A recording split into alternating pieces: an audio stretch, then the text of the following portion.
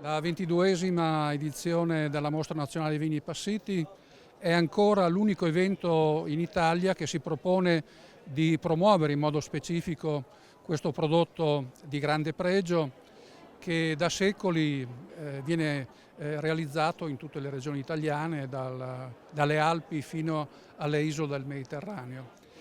Questa iniziativa ogni anno si rinnova ampliando le cantine espositrici, le etichette che sono disponibili al banco d'assaggio e da quest'anno anche con alcuni eventi serali dedicati ai giovani.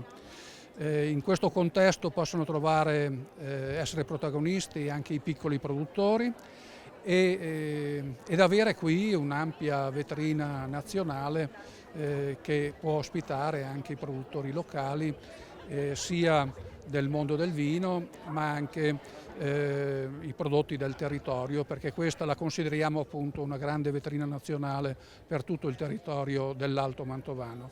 Gli appassionati qui possono trovare anche delle masterclass dedicate al vino passito e all'abbinamento con i piatti, i prodotti del territorio e le famiglie possono comunque vivere una giornata in questo splendido contesto storico, visitando il palazzo, frequentando i laboratori per i bambini, con i giochi antichi, i laboratori didattici di cereria, spezieria e tante altre possibilità di essere intrattenuti per tutto il giorno.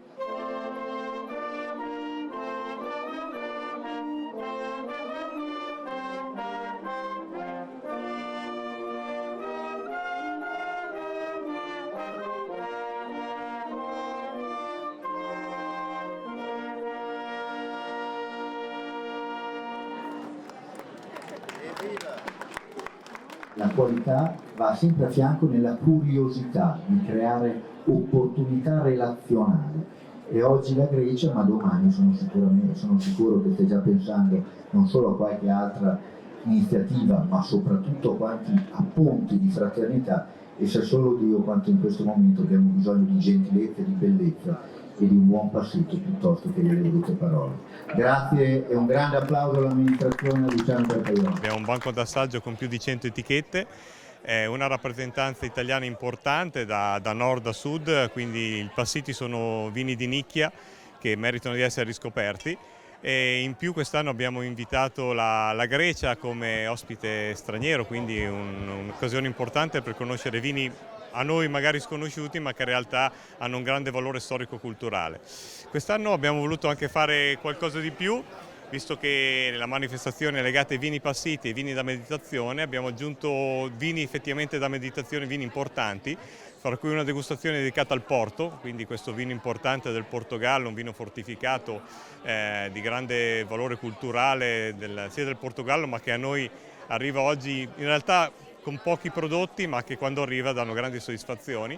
E domani, sempre legati al mondo dei vini un po' particolari, vini aromatizzati, assaggeremo il Vermouth, quindi un vino anche qui molto legato alla tradizione piemontese ma non solo. Assaggeremo Vermouth di tutta Italia e sarà un bellissimo percorso legato all'arte enologica e all'arte botanica per raccontare questo straordinario vino italiano, quindi questo sarà una 3 giorni veramente culturalmente molto interessante. Ci sono corsi che partono sostanzialmente da zero, quindi con l'allenamento dei sensi, che è la parte più importante. Una volta che uno sa utilizzare i propri sensi poi può degustare con serenità qualsiasi vino.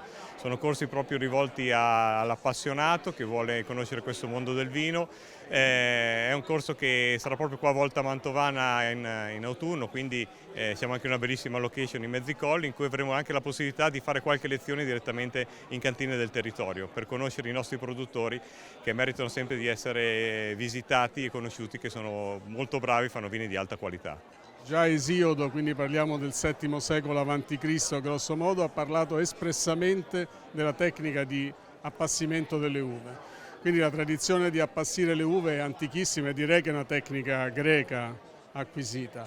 Oggi come oggi sono molte le uve che si prestano all'appassimento e quindi c'è una produzione non tanto in termini quantitativi ma in termini qualitativi secondo me molto valida in Grecia e fra l'altro anche molto ben distribuita, quindi dalla Grecia continentale alle isole dello Ionio, all'Egeo e così via. Quindi è una tradizione che c'è e devo dire a mio parere con ottimi risultati.